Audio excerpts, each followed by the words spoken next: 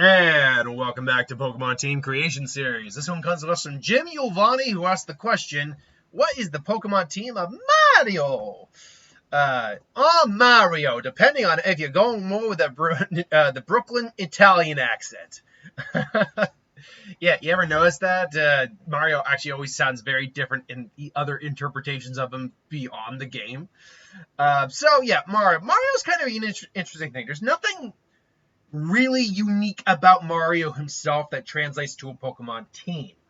Well, say for one thing that I managed to do. So you kind of have to go outside there, outside of just who he is, and look at the things that kind of are represented by him, or things he uses in the games.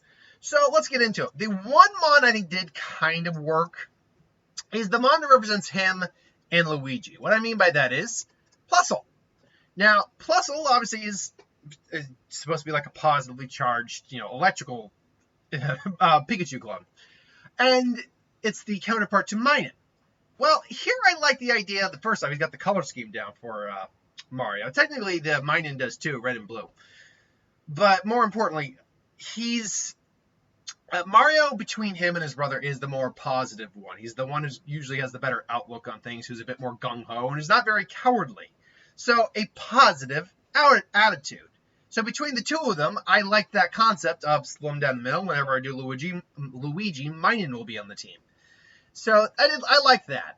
Beyond that, you can't have Mario without his good, trusty lizard steed, Yoshi, which I represented here with Cyclizar. Now, Yoshi is known for a few other things, particularly that very long tongue, which can swallow things, crap them out as an egg, and hit them. I could have used a Lickitung. I could have used a Kecleon. I went with Cyclizar A because design-wise, I think he's probably the closest to Yoshi. And that's not saying much. But B, it's because Yoshi can also be ridden on, and the other two cannot be. Lickitung, I suppose, for a small enough person could be. But more to the point, Cyclizar is specifically used for a ride.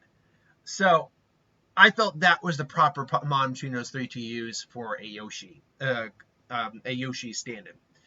These last four Mon, though, this was tricky. I basically branched out from the concept of there's not much about Mario I can use from his personality or from anything he does. Let's look at this from the standpoint of the game. Let's look at power-ups. He's got a number of them, so what do I choose? Theoretically, he could have a whole PC full of power-ups, Pokemon that represent them. So, I went with 4, and I tried to go with the most recognizable ones. One, the power-up is just the mushroom. The power-up mushroom increases his size. You can even go into the Mega Mushroom, which increases his size to the umpteenth degree. I went, now stay with me with this, Wishiwashi. Why Wishiwashi? Well, Wishiwashi starts out in a very wimpy state. Wishiwashis are not strong in their base form really at all. But with their swarm ability, they grow in size, they gain an immense amount of strength, and when their HP gets below a certain point, they revert back to Wishiwashi in the single form. This makes a lot of sense when you really think about it in terms of a power-up fruit, because power-up mushroom, or a growing mushroom, if you will, a Mega Mushroom, Super Mushroom, whatever you want to call it. Because Mario gets bigger, and in the game you take a hit, you revert back to your normal size. He grows in strength, and he's got basically kind of like a free hit.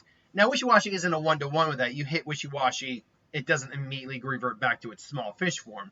But that doesn't mean also that it doesn't get hurt by that. So it's the closest thing I can find to representation of the power-up mushrooms, at least in that sense. This one was probably the one that I had the most trouble finding because there really isn't much in the way of flying types beyond birds and non-mammalian things, is that flying raccoon suit, particularly the one we see in the movie.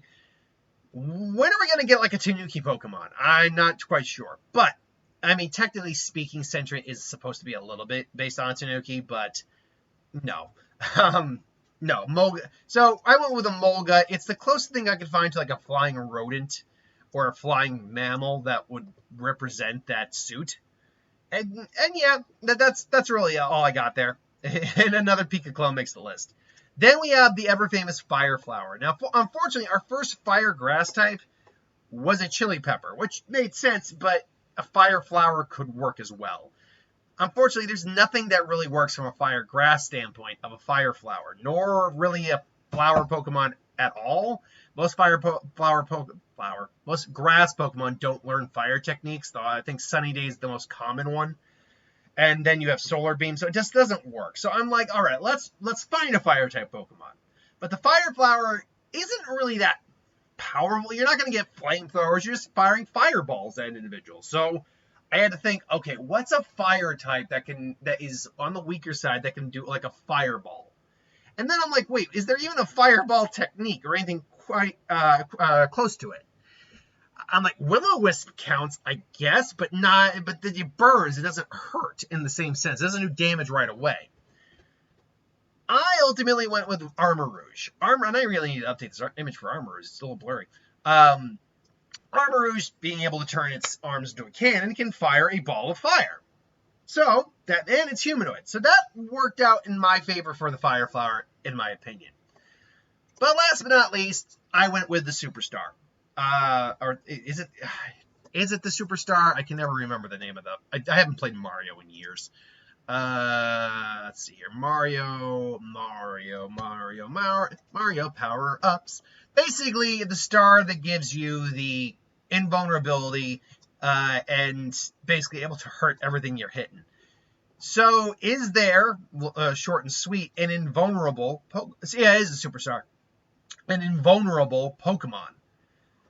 And if we're going by lore, if we're going by the game, no Pokemon's invulnerable. But if we're going by lore, Pokedex entries, that'd be Tyranitar. Tyranitar is said to not be injured by any physical attack. That's about as close as you can get to invulnerability in the Pokemon world.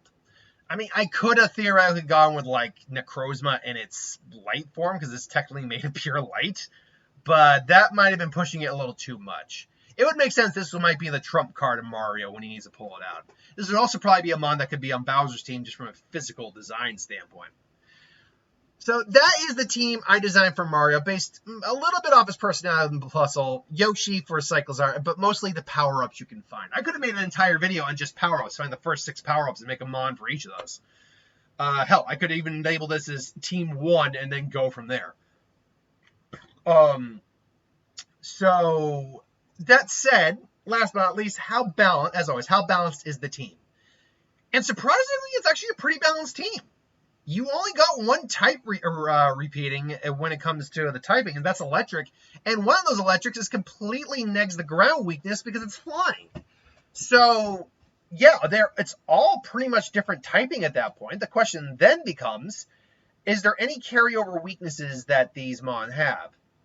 Well, Armarouge and Tyranitar share a water weakness. Can't get around that. Beyond that, though, I mean, what else do we have here? We got, looking at their weaknesses real quick, Ground can affect Plusle. Actually, Ground is a problem for Plusle. It's a problem for Armarouge, and it is a problem for Tyranitar being Rock type. So, Ground is another weakness this team kind of has, at least in part. Well, if I say this, I'll always kind of rationalize like this. If half the team is affected by one type, I count that as a weakness. I count that as a problem.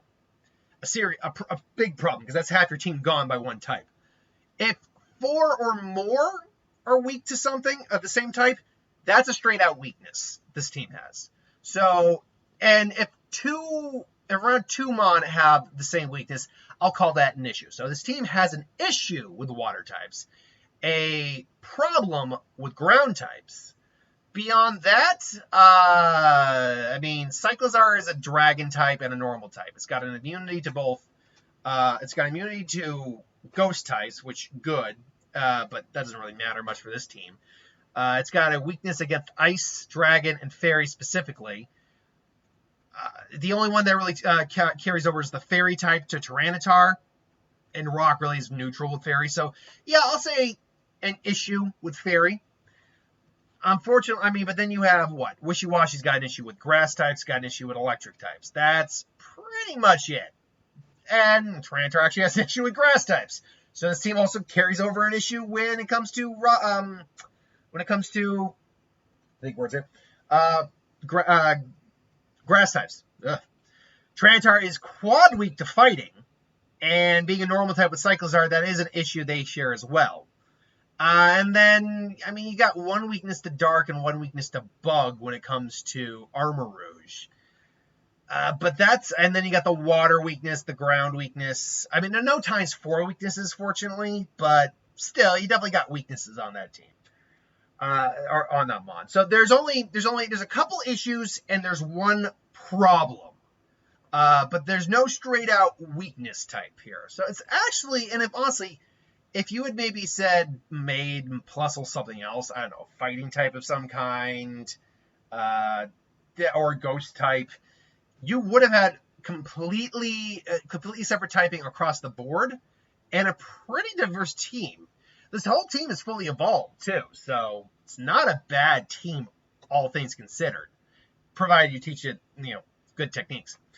But anyway, I digress. Until then, thanks for watching. Hope you enjoyed. What did you think of this team? What would you do if you were to do anything different for Mario? Until then, thanks for watching. Hope you enjoyed. Like, comment, share, and subscribe, and I'll see you next time.